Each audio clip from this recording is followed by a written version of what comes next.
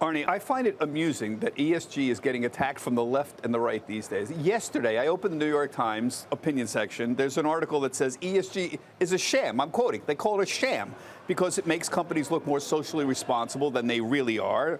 And what the Times article argues is we need more stringent ESG guidelines, that they're too lax, and which is why they called it a sham. You run several ESG funds. What criteria do you use for these funds? And is ESG a sham like the Times says? Yes. Thank you, Bob, for giving me the opportunity to speak with you today.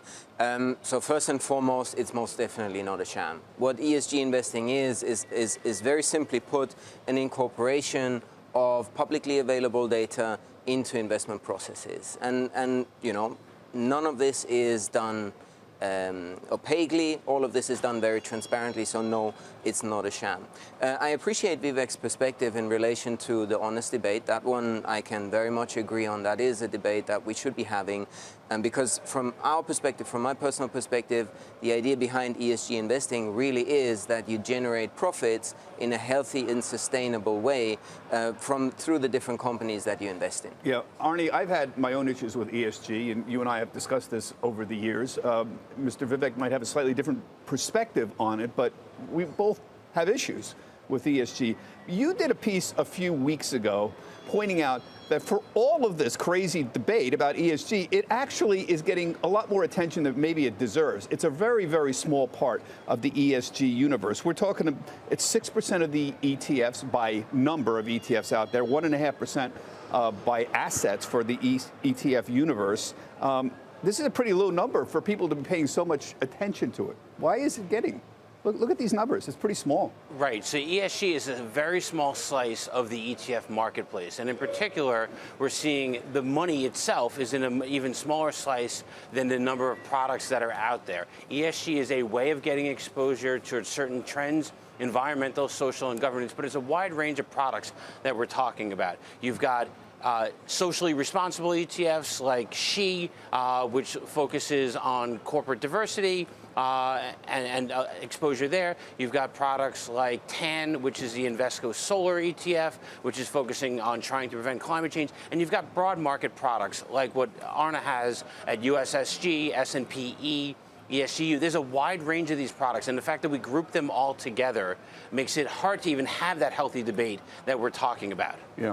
Mr. Ramaswamy, I hear this criticism that funds that have ESG are pushing a social agenda, but aren't they just providing a product that some people want? I mean, your fund, DRLL, you've garnered $300 million in assets in a couple of months. Hats off to you. That's a very respectable number for a new ETF product. You should be very pleased with that. But you're providing a product. Somebody wants that product you're providing. Isn't BlackRock or Vanguard, aren't they just doing that as well?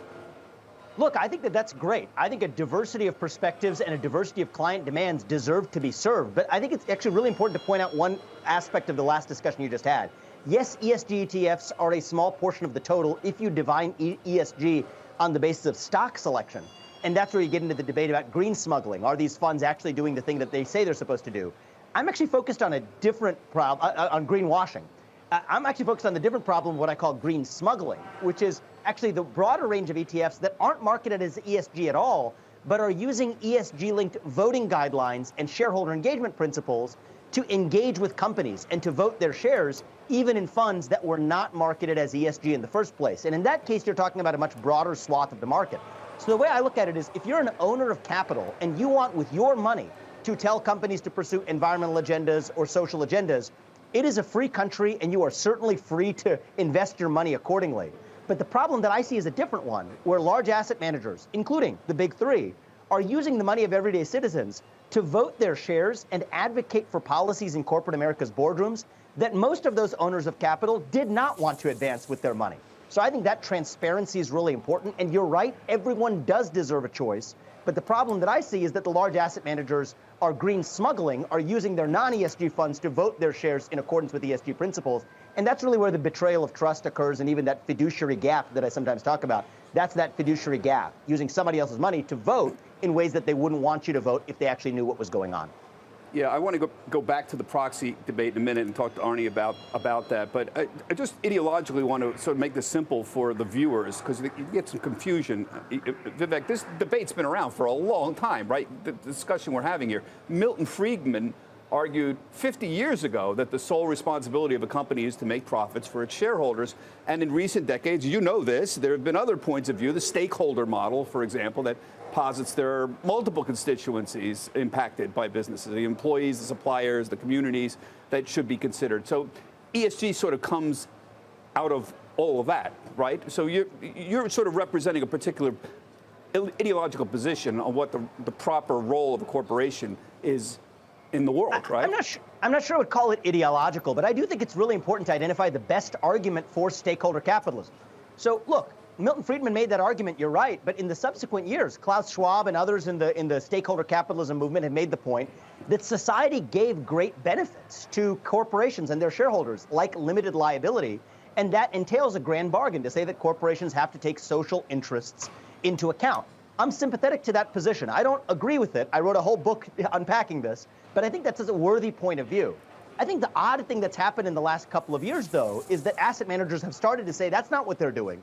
This isn't about earning their social license to operate, which is what Larry Fink said they were doing a couple of years ago, but that this is just about maximizing long-run value. And I think that confuses the debate, because at the end of the day, either there's a trade-off or there isn't.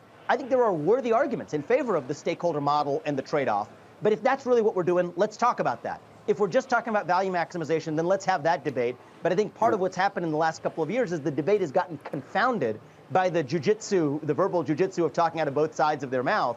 And I think that honest debate, I think, will hopefully progress this debate forward in a more productive way. Well, let's talk about proxy voting. Arnie, you've got 2 ESG funds. You run them.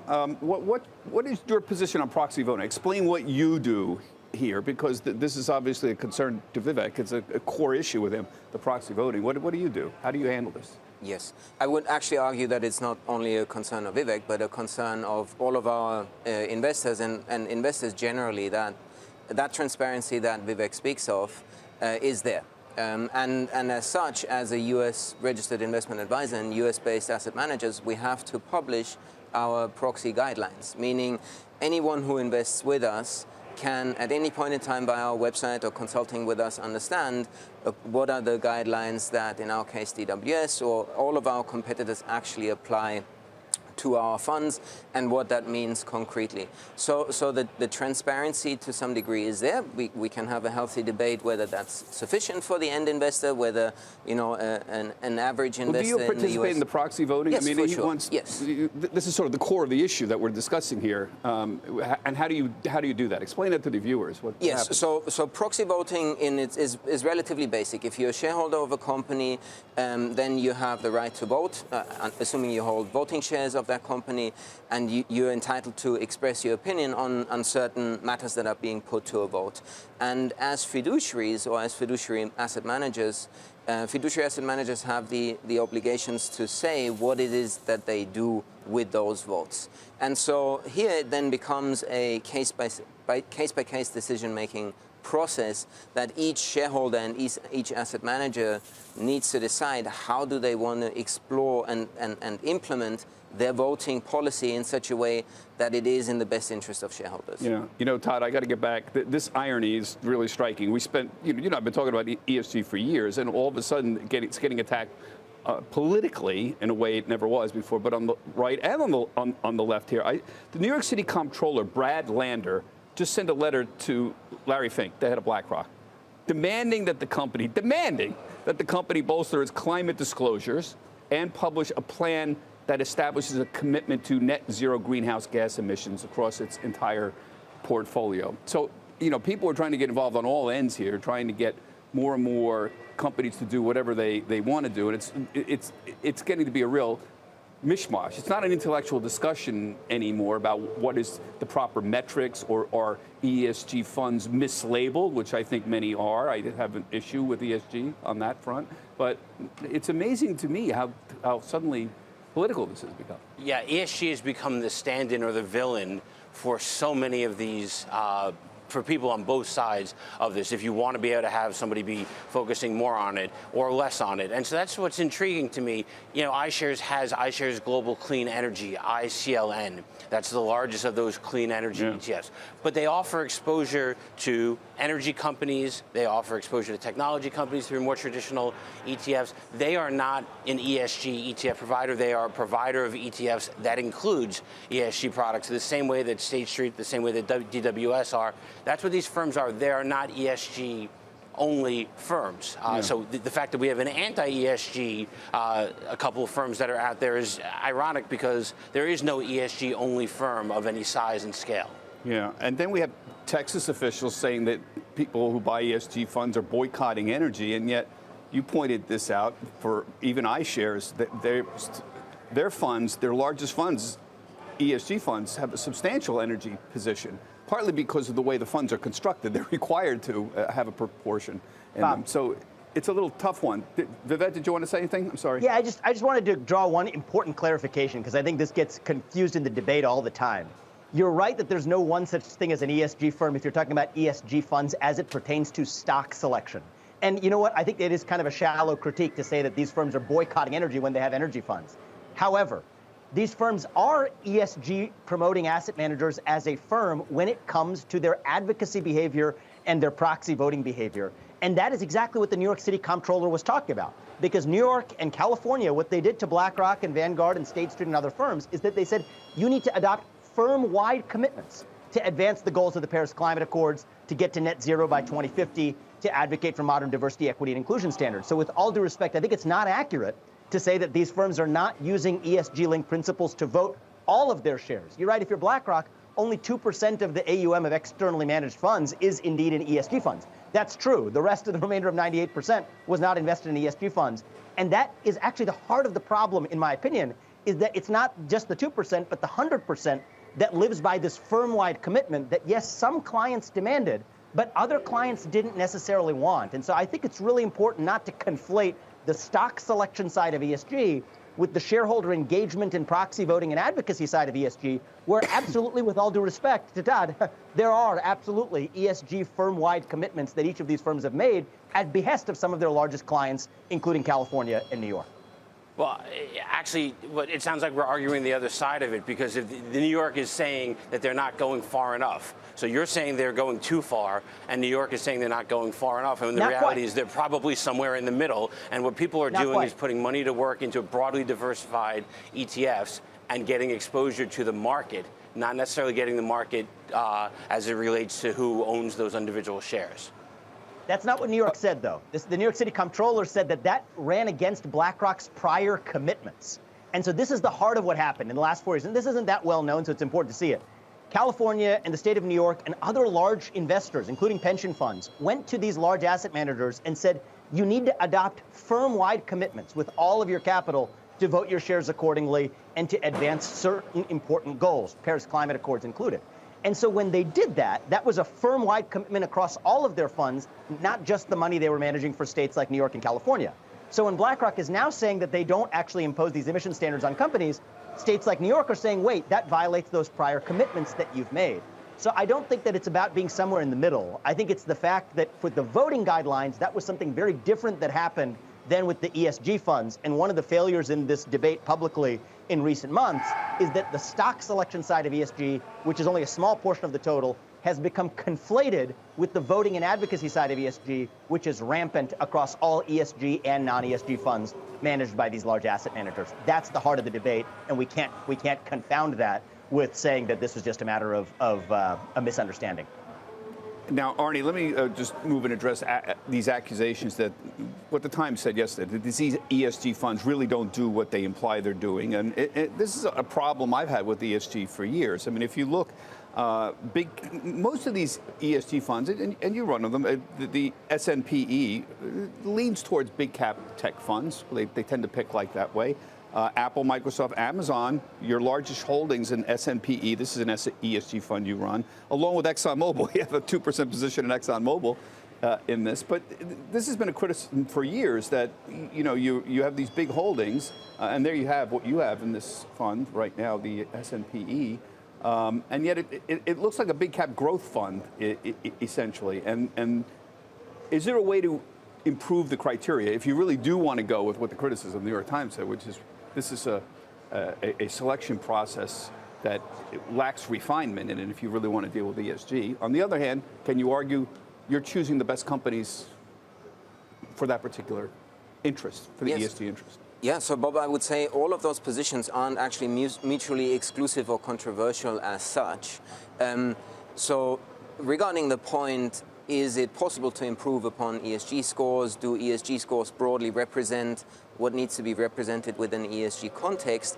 I would argue that, whether you look at scores from MSCI, Sustainalytics, which is used by S&P, is there room for improvement? Yes, there always is, and there always will be, because you don't start at perfection.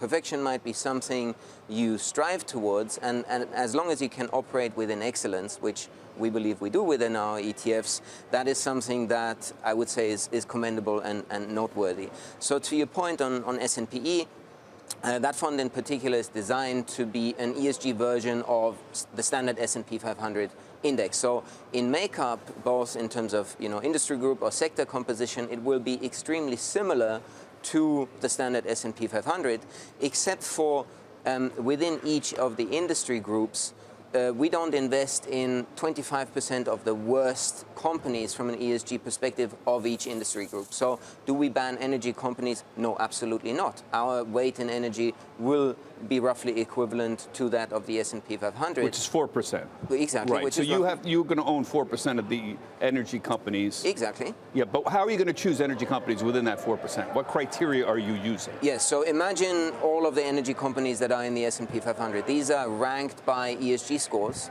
So essentially from top to bottom, you have the top ranking ESG companies, such as the ones that we just saw on screen, and you have bottom ranked companies that don't do so well from an ESG perspective. Right. And we screen out those bottom ranked companies, only investing in the top 75%. Right. So Vivek, his fund, for example, you do exclude tobacco, for example. We have certain business exclusion and controversial weapons. Well. Yes. I know that. Do you have a problem, Vivek, with the fact that he actually owns 4% energy stocks in his fund, but he ranks them by an ESG criteria? So he's not excluding itself. Your point of view, I understand your point of view, but you understand what he's trying to do. He actually owns ExxonMobil.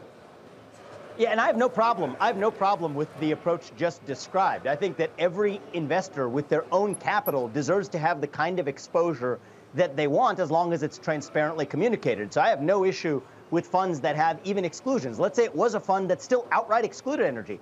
I still have no problem with that. The problem that I have is, let's just get into really specific examples. I'll give you two. The Scope 3 emissions reduction proposal at Chevron in 2021 that the board recommended against, or the racial equity audit at Apple, which was proposed this year that Apple recommended against.